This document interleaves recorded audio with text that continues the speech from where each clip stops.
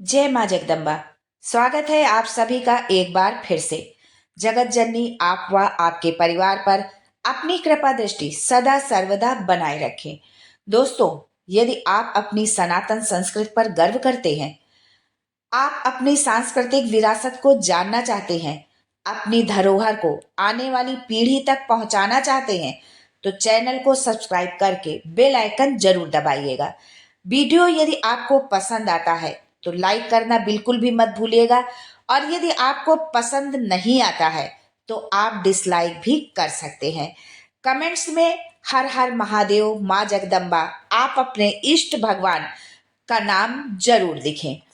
आपके जो वीडियो से संबंधित कोई सुझाव हो, यदि आप कुछ और जानना चाहते हैं तो वो भी कमेंट्स में जरूर मेंशन करें। आपके सुझावों का हमें स्वागत रहेगा। दोस्तों, हिंदू धर्म में नवरात्रि का विशेष महत्व होता है। चैत्र माह के शुक्ल पक्ष की प्रतिपदा तिथि से चैत्र नवरात्रि शुरू हो जाती है। नवरात्रि पर देवी दुर्गा के 9 अलग अलग स्वरूपों की विधि विधान के साथ पूजा अर्चना की जाती है। नवरात्रि के 9 दिनों तक लोग उपवास रखते हैं।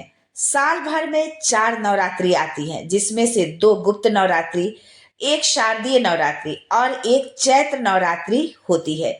तो आइए जानते हैं आज के वीडियो में कि कब से शुरू हो रही है चैत्र नवरात्रि, घट स्थापना का शुभ मुहूर्त क्या होगा और घट स्थापना का महत्व क्या है, क्यों करते हैं घट स्थापना, घट स्थापना की सरल विधि क्या है। आप घर पे स्वयं से घट स्थापना, कलश स्थापना कर सकते हैं, बिना बिना किसी पंडित पुरोहित के बिना आप उस घट स्थापना को कर सकते हैं। क्योंकि इस समय सभी लोग नवरात्रि में कलश स्थापना करते हैं, नवरात्रि का उपवास करते रहते हैं।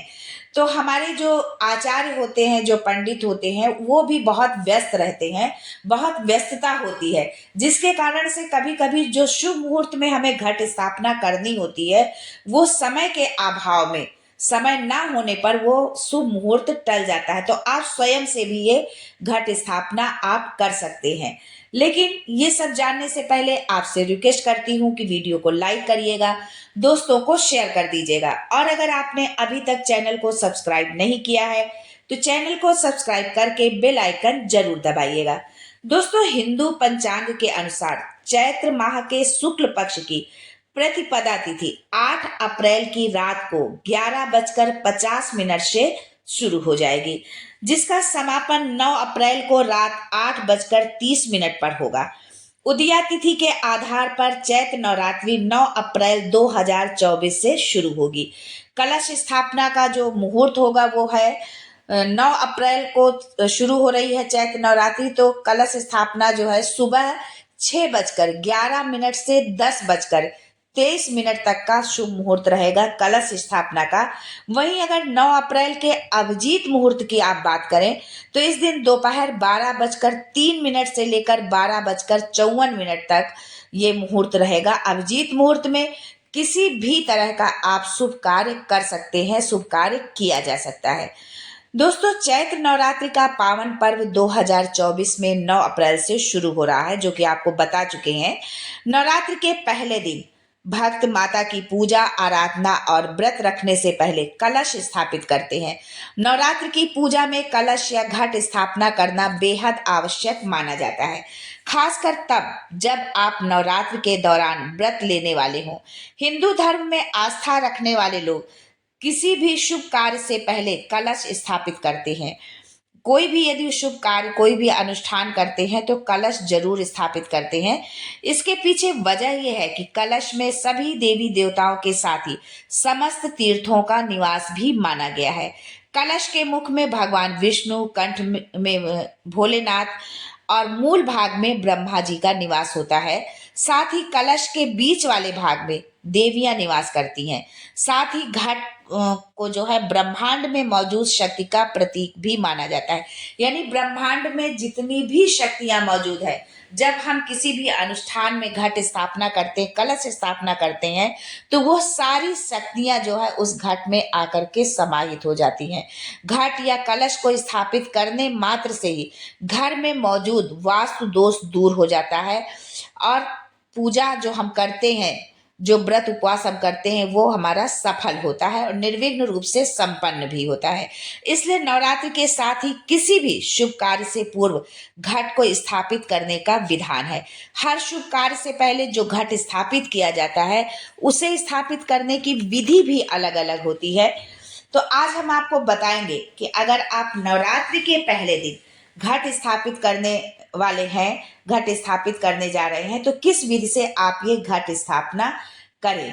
दोस्तों, जो भी भक्त नवरात्र में माता की विधि विधान से पूजा करते हैं उन्हें नवरात्र के पहले दिन कलश की स्थापना जरूर करनी चाहिए। कलश स्थापना से पहले स्नान करें और उसके बाद जहां आप कलश स्थापित कर रहे हैं उस जगह को आप साफ करके वहां पर गंगा जल जरूर छिड़के और इसके साथ ही दिशा का भी आप ध्यान रखें कि किस दिशा में हमको माता की चौकी लगानी है, कलश स्थापना करना है, जोत हमको जलानी है, अखंड ज्योति जलानी है। तो इसके लिए जो है शास्त्रों में उत्तर पूर्व का कोना बताया गया जिसे ईशान कोण कहते हैं, क्योंकि ये इस दिशा में देवी देवताओं का वास होता है और पूजा पाठ के लिए ये दिशा सबसे श्रेष्ठ मानी गई है। इसलिए इसी दिशा पर आप कलश स्थापना करें। इसके बाद कलश में जल भरें और यदि आपके घर में गंगा, यमुना या किसी भी पवित्र नदी का जल है तो वो कलश में आप जरूर डालें। इसके बाद कलश के अंदर जो है आप सुपारी, हल्दी, दूर्वा, लौंग, एक सिक्का और कुछ मीठा बताशा या जो कुछ भी है वो कलश के अंदर आप जरूर डालें। उसके बाद कलश के मुख पर अशोक या आम के पत्ते जो भी उपलब्ध हो वो आप उसके मुख पर लगाएं। उसके बाद उसके ऊपर जो है नारियल जो है लाल कपड़े में टून में लपेट लें और उसे कलावे से बांधकर कलश के मुख पर रखें। जो है कलश पर रोली से स्वास्तिक का चिन्ह बनाएं।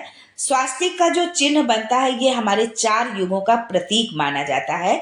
कलश के मुख पर सुपारी, दूर्वा, अक्षत और सिक्का जरूर रखें।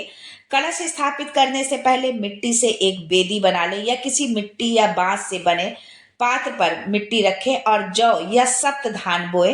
ऐसा माना जाता है कि जौ बोने से माता अन्नपूर्णा की कृपा भक्त को प्राप्त होती है और उसे जीवन में धन धान की कभी कोई कमी नहीं होती है। धूप दीप जलाकर कलश की पूजा करें। कलश स्थापना के बाद व्रत का संकल्प लें। संकल्प लेते समय आप अपने हाथ में जो है अक्षत रखें, पुष्प रखें और थोड़ा सा जल डालें और माँ से के सामने जो है आप संकल्प लें कि मैं ये उपवास करने का या अखंड ज्योति जलाने का मैं संकल्प ले रहा हूँ या ले रही हूँ और इसको आप निर्विघ्न रूप से आप संपन्न करें और आप जो है हमारे घर में आए और 9 दिनों तक आप जो है विराजे और हमसे जो भी सेवा बन पड़ती है उस सेवा को आप स्वीकार करें। इसके बाद माता की पूजा आराधना करें विधि विधान के साथ। अगर विधि विधान और पूरी श्रद्धा से कलश स्थापना की जाए और नवरात्र के 9 दिनों तक माता की पूजा की जाए, अखंड ज्योति जलाई जाए तो माता की असीम कृपा भक्त को प्राप्त होती है। नवरात्र में कलश को स्थापित करने का महत्व ये भी है कि इससे आपकी पूजा अर्चना में किसी तरह की बाधा नहीं आती, क्योंकि उस कलश में, उस ज्योति में माँ की शक्ति होती है और जहाँ जिस स्थान पर माँ विराजमान है, माँ की शक्ति है, वहां पर तो बाधा आने का प्रश्न ही नहीं उठता है।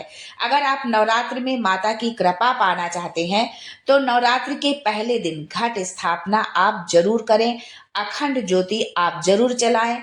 और अखंड ज्योति हम कैसे जलाएं, किस तरह से हम बत्ती डालें कि वो निर्विघ्न रूप से 9 दिनों तक हमारी ज्योत जो है जलती रहे बिना बुझे हुए, इसका भी वीडियो आपको हमारे चैनल पे मिल जाएगा। तो आप जरूर देखें इस वीडियो को। अगर आपको ज्योत आपने जलाते हैं और बीच में यदि बुझ जाती है तो हम ज्योत की बत्ती कैसे बढ़ाएं, कैसे करें, ये आप जरूर जानें।